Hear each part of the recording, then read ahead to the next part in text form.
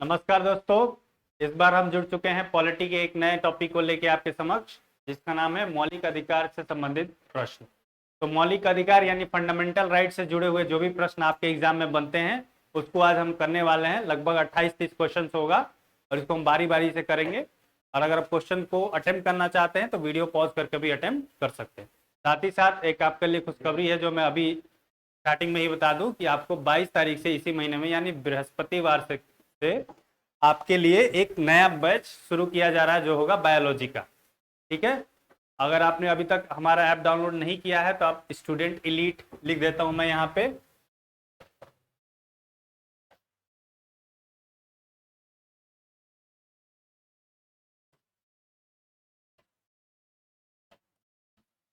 Student elite का नाम play store से आप डाउनलोड कर सकते हैं और जो बायोलॉजी का बैच है उसके बारे में आगे डिटेल्स आपको धीरे धीरे बताया जाएगा।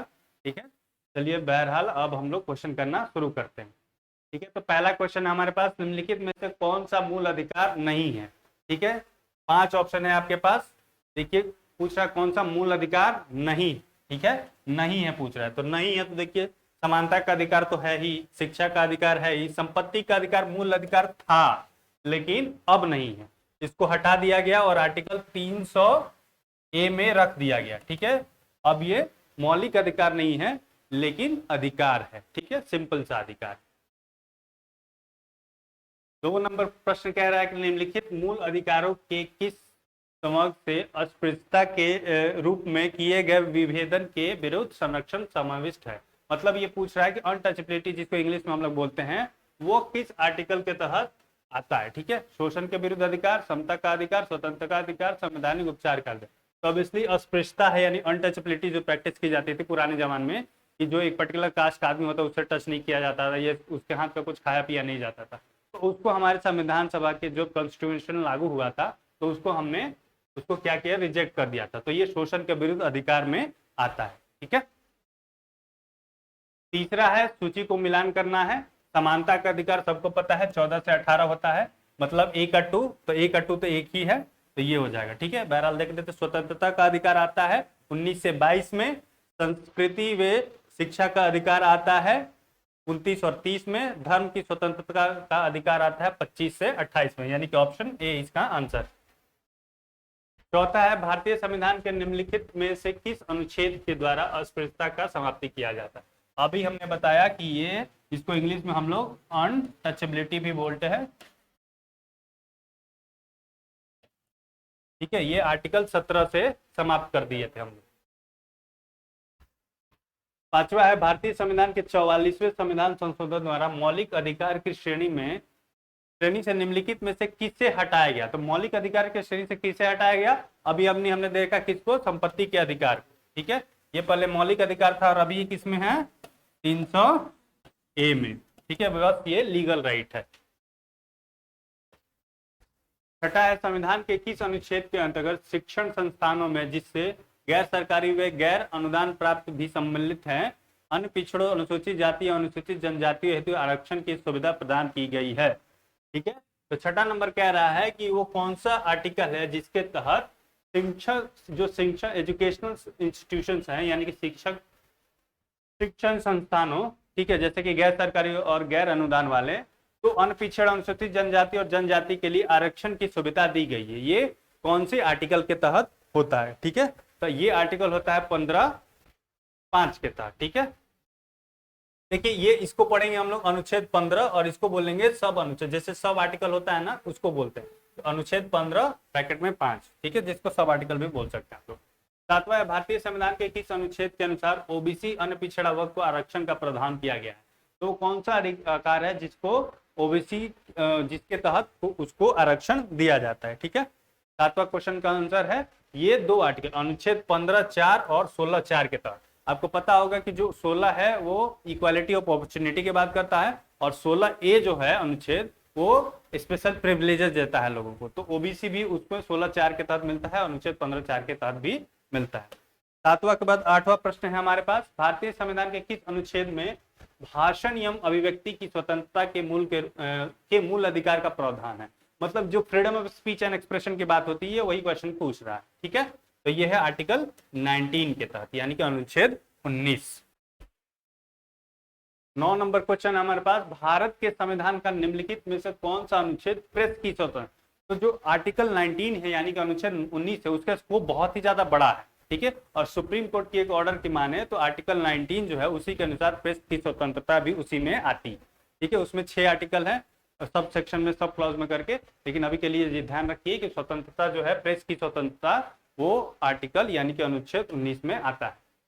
10 नंबर क्वेश्चन है, उच्चतम न्यायालय की व्यवस्था अनुसार निजी भवनों ऊपर राष्ट्रीय झंडे को फहराने डैश के तहत हर नागरिक का मौलिक अधिकार। तो कह रहा है कि सुप्रीम कोर्ट के ऑर्डर के अनुसार कोई भी भारत का झंडा अपने निजी प्लेस पे फहरा सकता है, यानी अपने घर पे फहरा सकता है। ये कौन से अनुच्छेद के तहत होता है, ठीक है। तो freedom of speech and expression के तहत आएगा, तो ऑब्वियसली यह अनुच्छेद 9A क में आएगा, ठीक है। 11 नंबर क्वेश्चन है, भारतीय संविधान का कौन सा अनुच्छेद व्यक्ति की प्राण एवं दैहिक स्वतंत्रता के संरक्षण से संबंधित है, ठीक है। तो व्यक्ति का प्राण और दैहिक स्वतंत्रता ये कौन से अनुच्छेद से संबंधित है, तो ये है आर्टिकल 19। देखिए आर्टिकल लिखिए, आर्टिकल 19 में क्या है, freedom of speech and expression. लेकिन जब पर्सनल राइट का बात आएगा, जब दैहिक स्वतंत्रता का बात आएगा, दैहिक स्वतंत्रता, तो वो हो जाएगा अनुच्छेद 21। ये याद रखिएगा, freedom of speech and expression यानी कि जो भी आप कुछ बोलना या करना चाहते हैं वो 19 के तहत करते हैं, ठीक है।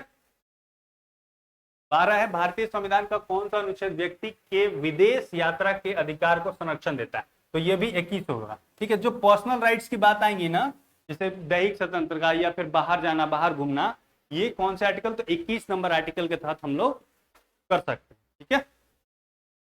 12 के बाद 13 है, 6 वर्ष की आयु से 14 वर्ष की आयु के बीच सभी बच्चों को शिक्षा का अधिकार है।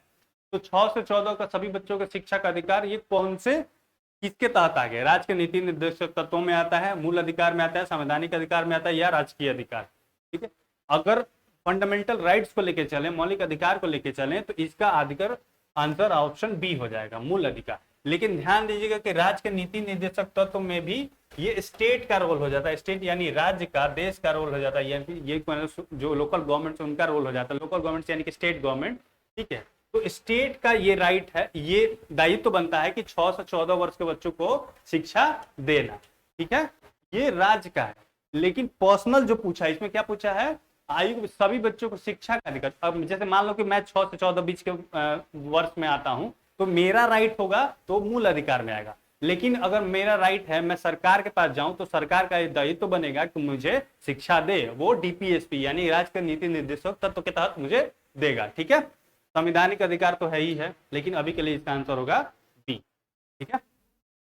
और एक चीज और, जो 6 से 14 वर्ष की आयु है, एक होता है फंडामेंटल ड्यूटी, ठीक है, मौलिक कर्तव्य।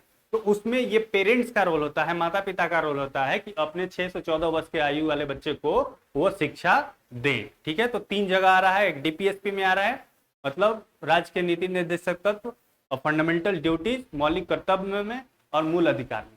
तो अगर किसी इंडिविजुअल व्यक्ति का बात होगा सिर्फ एक का, तो मूल अधिकार में आएगा। अगर राज्य के बारे में पूछा तो डीपीएसपी से आएगा, और अगर माता पिता के यानी पेरेंट्स के लिए बात करेगा तो फंडामेंटल ड्यूटी में आएगा, यानी मौलिक कर्तव्य। इसको ध्यान दीजिएगा, कंफ्यूज नहीं होना। 14 है कि संविधान संशोधन अधिनियम में राज्य को आदेश दिया गया कि 6 से 14 वर्ष की आयु के सभी बच्चों को निःशुल्क और अनिवार्य शिक्षा प्रदान की जाएगी। तो अभी मैंने बताया, देखो 6 से 14 वर्ष वाला, 6 से 14 वर्ष वाला है, अभी मैंने बताया था आपको, ठीक है। देखिए 6 से 14 वर्ष, तो अब ये किसके लिए कह रहा है, राज्य के लिए कह रहा है, ठीक है। तो राज्य के लिए तो कौन सी चीज में आएगा, डीपीएसपी से आ जाएगा, राज्य के नीति निर्देशक। लेकिन ये पूछा कौन से संविधान संशोधन से किया गया, तो ये था 86वां संविधान संशोधन, ठीक है। 15 भारतीय संविधान का कौन सा अनुच्छेद बच्चों के शोषण विरुद्ध मौलिक अधिकार से संबंधित है, तो ये है अनुच्छेद 24, बच्चों का शोषण, जिसको इंग्लिश में चाइल्ड लेबर भी कहते हैं। तो ये आर्टिकल 24 के तहत प्रतिबंधित है हमारे देश में, ठीक है। 16 है ICCPR, that means international covenant on civil and political rights के अनुच्छेद डैश द्वारा बाल अधिकार को सुरक्षित किया। ये क्या है, एक इंटर गवर्नमेंटल बॉडी है, ठीक है, जिसने बैन किया हुआ है कि बाल जो अधिकार है उसको देना चाहिए, ठीक है। मतलब कि चाइल्ड लेबर नहीं होना चाहिए, और जो छोटे बच्चों का राइट्स है उसको देना चाहिए, ठीक है। तो ये किस आर्टिकल के तहत भारत में दिया जाता है, तो ये है आर्टिकल 24 के तहत भारत में बैन है चाइल्ड लेबर यानी कि बाल, और उन्हीं को अधिकार दिया जाता है। ठीक है। 17 बंदी बनाए गए व्यक्ति के मौलिक अधिकारों की रक्षा किस अनुच्छेद से किस अनुच्छेद से प्रदत्त है? मतलब जो भी व्यक्ति जेल में है या फिर बंदी बनाया गया है, उसका जो राइट है, उसका जो बेसिक ह्यूमन राइट है, वो किस आर्टिकल के तहत सुरक्षित? ठीक है, 17, 24, 23 या 22। तो इसका आंसर है अनुच्छेद 22। ये किसके लिए था? ये चाइल्ड लेबर के लिए था, ये अस्पृश्यता का अंत के लिए था। ठीक है, और ये ह्यूमन ट्रैफिकिंग के लिए, जो मानव की तस्करी होती है उसके लिए। ठीक है, 23। भारतीय संविधान के निम्नलिखित में से किस अनुच्छेद में यह व्यवस्था की गई है कि सभी अल्पसंख्यकों को अपनी रुचि शिक्षण संस्थानों की स्थापना का प्रशासन का अधिकार होगा?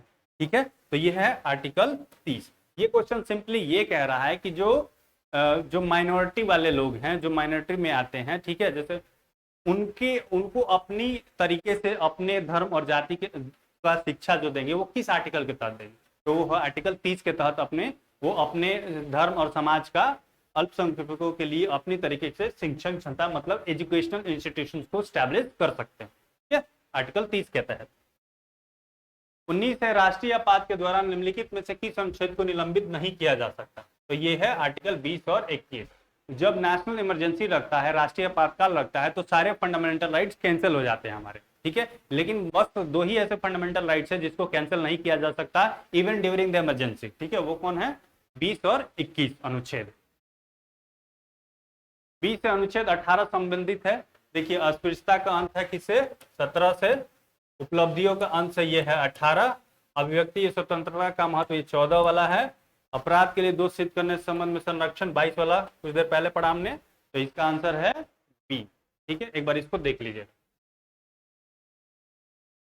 21 से निम्नलिखित में से किसको संविधान द्वारा मौलिक अधिकारों को लागू करने की शक्ति दी गई है? मतलब वो कौन सा ऑर्गेनाइजेशन या कौन सा इंस्टीट्यूशन है, कौन सी बॉडी है जो मौलिक अधिकार को लागू करा सकती है? ठीक है, तो ऑब्वियसली क्या प्रधानमंत्री कराएगा, क्या संसद कराएगा, क्या राष्ट्रपति करवाएगा, या सर्वोच्च न्यायालय? तो सर्वोच्च न्यायालय ही वो बॉडी है जो हमारे मौलिक अधिकारों को लागू करा सकती है। ठीक है, इसीलिए सर्वोच्च न्यायालय को बोला जाता है guardian of our fundamental rights, मतलब हमारे जो फंडामेंटल राइट्स है उसका संरक्षण, जो उसको प्रोटेक्ट करता है। ठीक है, मौलिक अधिकारों को प्रोटेक्ट करने वाला कौन है? Supreme court.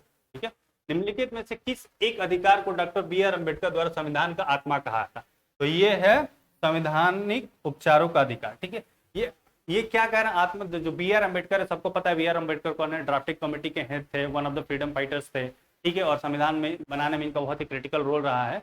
तो इन्होंने कहा था कि जो संवैधानिक उपचार का अधिकार है, इंग्लिश में इसको बोलते हैं रिट, जो रिट दिया जाता है सुप्रीम कोर्ट या फिर हाई कोर्ट द्वारा, वो जो है वो हमारा क्या है? वो संविधान की आत्मा है। ठीक है, क्यों कहते हैं संविधान की आत्मा? आप कमेंट सेक्शन में लिख के बताइएगा। ठीक है, क्यों उन्होंने ऐसा कहा कि संवैधानिक उपचार का अधिकार हमारे संविधान की आत्मा है। भारत के संविधान में गारंटीड मूल अधिकार निलंबित किए जा सकते हैं केवल, तो कह रहे जो भी मूल अधिकार हैं हमारे संविधान में वो कब निलंबित किए जा सकते हैं, कब उनको कैंसिल किया जा सकता है, कब खारिज किया जा सकता है? तो राष्ट्रीय आपात उद्घोषणा द्वारा, संसद द्वारा पारित अधिनियम द्वारा, भारत के संविधान के में संशोधन द्वारा, उच्चतम न्यायालय के न्यायिक निर्णय। तो जो ये देखिए, ये तो होगा नहीं, क्योंकि उच्चतम न्यायालय तो उसको प्रोटेक्ट कर रहा है, तो क्यों होगा भाई?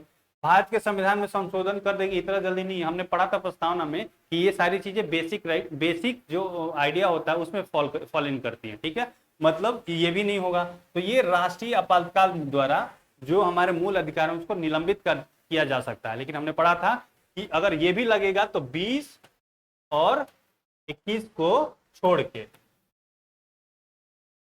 20 और 21 को छोड़ के, ठीक है, 20 और 21 अनुच्छेद को आपातकाल में भी नहीं खत्म किया जा सकता। ठीक है, 24 है भारत के संविधान के तहत निम्नलिखित में से कौन सा एक मूल अधिकार नहीं है?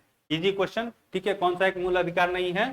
तो ये है नागरिकता का अधिकार। तो नागरिकता का जो अधिकार है वो मूल अधिकार नहीं। ठीक है, वो लीगल है लेकिन मूल नहीं। ठीक है, समता का अधिकार है, स्वतंत्रता का अधिकार, शोषण के विरुद्ध अधिकार है ही है। ठीक है, नागरिकता का अधिकार जो है वो मूल अधिकार में नहीं आता है।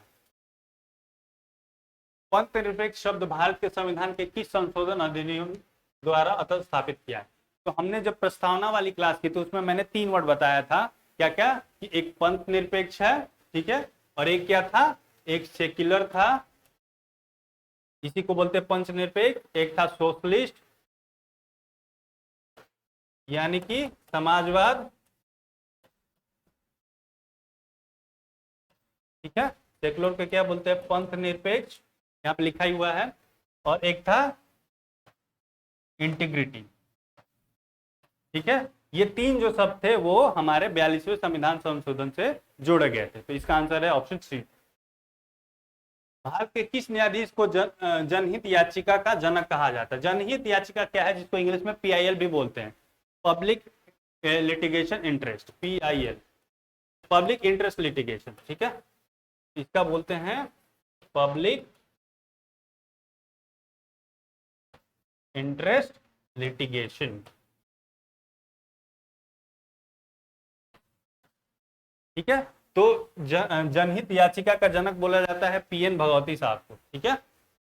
27 नंबर है, निम्नलिखित में से किस याचिका रिट का शाब्दिक अर्थ है हम आदेश देते हैं?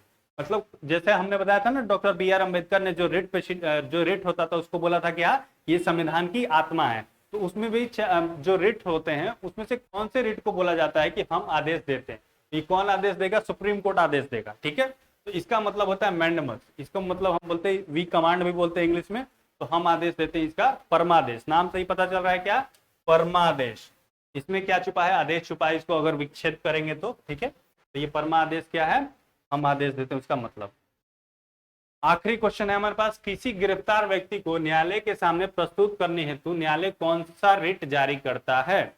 ठीक है। तो कह रहा है कि मान लो कि किसी ने किसी को किडनैप कर लिया, ठीक है, और उसकी फैमिली गई कोर्ट में और उसने कहा कि हाँ मेरा बच्चा को किडनैप कर लिया गया, पुलिस कोई एक्शन नहीं ले रही।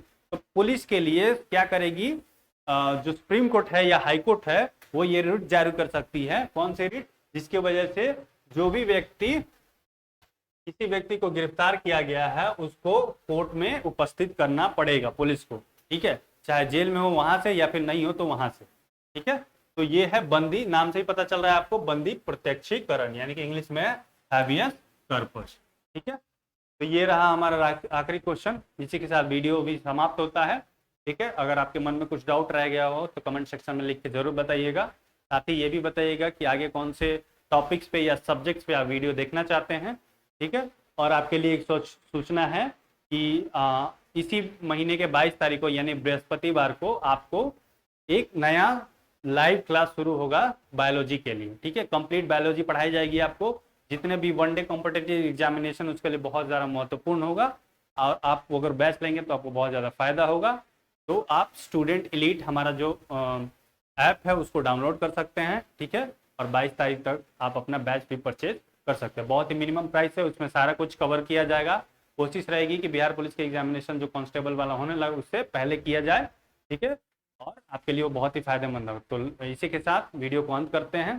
चैनल को सब्सक्राइब कीजिए, वीडियो को लाइक कीजिए, शेयर कीजिए और आप अपने सुझाव कमेंट सेक्शन में लिख के जरूर बताइए। आपका बहुत बहुत धन्यवाद।